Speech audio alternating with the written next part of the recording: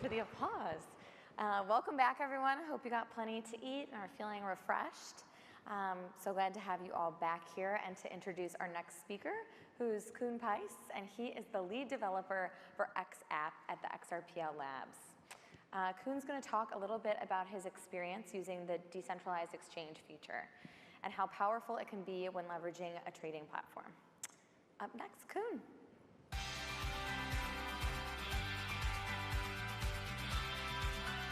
Hey guys. Thank you very much, Amy.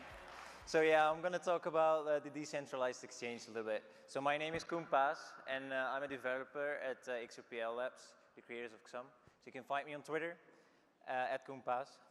So I want to talk to you about the decentralized and centralized exchanges real quick. Because why do we actually want to use a decentralized exchange? Well, there are a few key things about it. It mainly has to do with the control. Who has the control? Well, the centralized exchanges, they have all the control. And it's not really transparent. You do not know where the trades are coming from or if the liquidity, what they provide, if that is real. We can know that with a decentralized exchange. We can have a look through the order book. We know which account they create, which accounts created it, and everything. So there is one advantage with centralized exchange compared to the XRPL DEX. That is the high-speed trading, because currently on the DEX we just have the speed that the XRPL ledger provides, and that's around 4 seconds right now. The liquidity of the DEX is as of right now is something we need to work on, because it's quite low. But we do have a few options, and a lot of people are working on that. So I've created this XApp to make sure everyone can use all the decentralized data, because that was a really important point of what I've made. And the reason for that is that now a lot of exchanges use a data API or a backend, and I wanted to use the WebSocket API.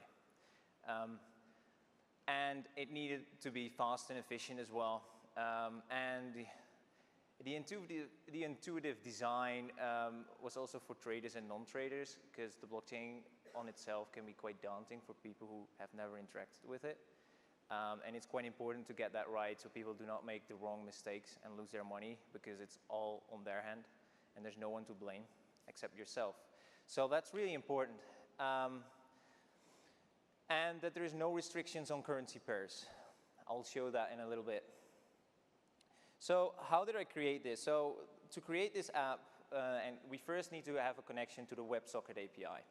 So we create a new WebSocket in a front app, and we start off with some commands. So the first one is the account info, some of you might know. So we use that to get the balance, the XRP balance of the account. But not only that, if it actually exists or not. Otherwise, it would throw out an error.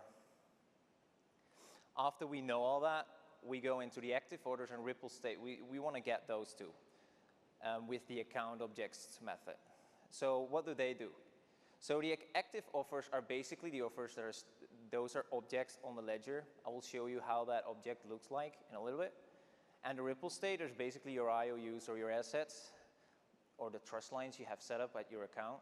And we need to know that to parse. That's later on as well. And the transaction history is to see what the closed offers are. So what offers have you made in the past to show the user? Also what we need to know, of course, is the order book. Because the order book is very important for traders to know what the liquidity is at that moment and what the orders have been put in and the prices that they're going for. We subscribe to that as well. But also we subscribe to the account. So we get all incoming transactions and we can parse all that. So we can notify the user as well as what's happening to their offer, because that's really important. So if we look at the order book, so if we subscribe to that, we also get these transactions incoming. So we can actually get the market price, which is basically the definition of the last traded price, which we need to get to show the user what it was last trading for. We need to do that so people can, well, practically make a market order, or this is technically not possible in the XP ledger. We can make it possible with some trickery. So how do we create an offer on the XRP ledger? We start off with a transaction type that is an offer create. All this information can be found on the xrpledger.org, so xrpl.org. So the transaction type is an offer create. What we do with that, we need to fill in the account. So that's, and the fee. So the fee will be 12 drops, which is really low, as you might know. There's some flags we can use for the offers, which are quite nice to know, because we can actually make an immediate or cancel offer or a fill or kill offer. So what do those mean? Well, an immediate or cancel for the non-traders is basically that you try to fill everything and it will not throw an error technically, but it tries to fill everything it can and then it succeeds the transaction. But it doesn't create an offer object on the ledger. A fill or kill is a little different. It behaves a little different. It needs to try to fill the entire amount that you put in, and if it doesn't do that, it'll throw an error. The sell flag is something else, but I won't get into that. So the taker gets and the taker pays, that is basically how you define the limit order. So the taker gets, so that is basically what the taker will get, and in this instance, it's in drops. So that will be, in this instance, like 20 XRP. The taker pays is US dollar from GateHub, and the value is 2. So now we've defined that. Now we go into the offer object.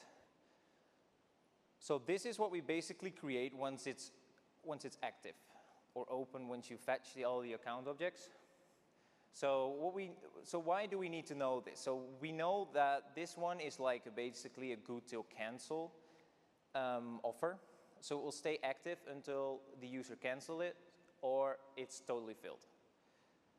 So we have this, and there are a few key things that we can use to parse its data. Because what's unique about the XRP ledger, we can chain all these transactions together with the previous transaction ID.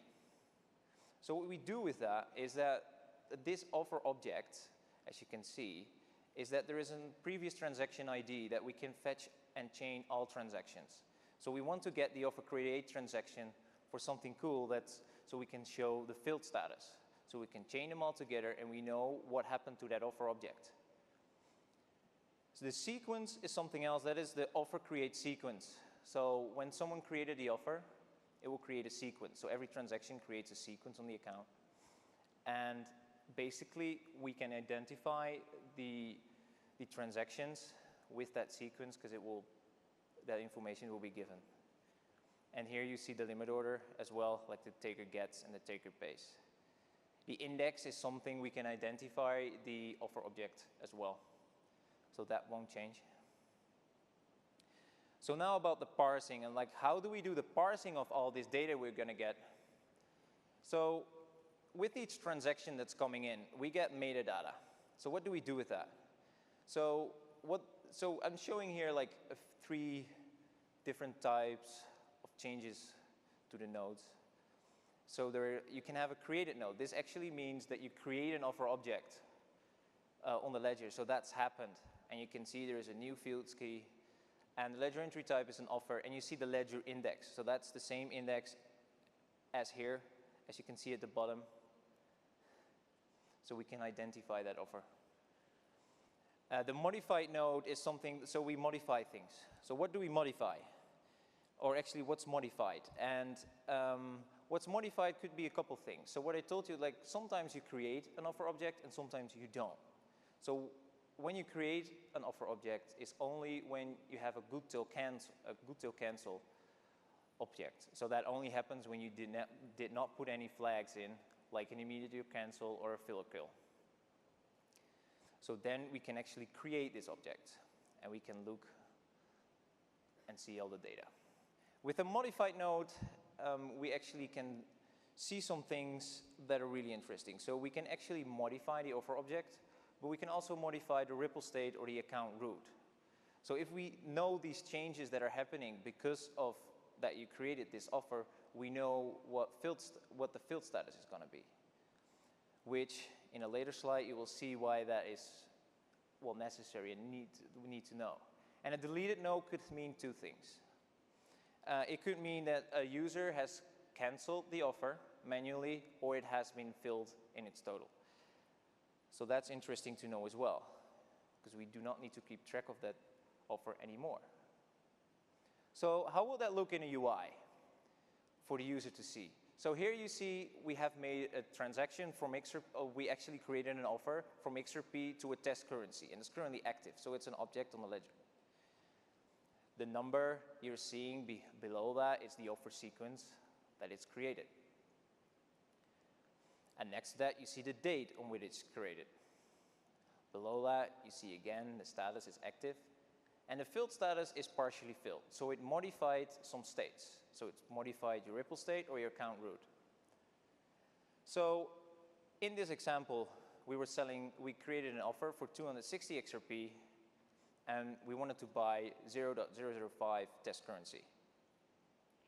And we've partially filled it because we've changed all these transactions, because this example actually involved like 3 or 4 transactions.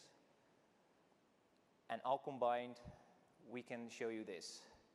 With buying, so we bought 0.004 test currency and we sold 181 XRP. And with the prices, you can see as well. So there's one thing we do not know. We do not know what the base currency was of the transaction. So what we show you both. Because otherwise you don't know what the base currency is. And you still don't know. But that's okay, you don't need that. And the condition is good till cancel because it's still active and there's no flag set. And the fees paid is only 12 drops.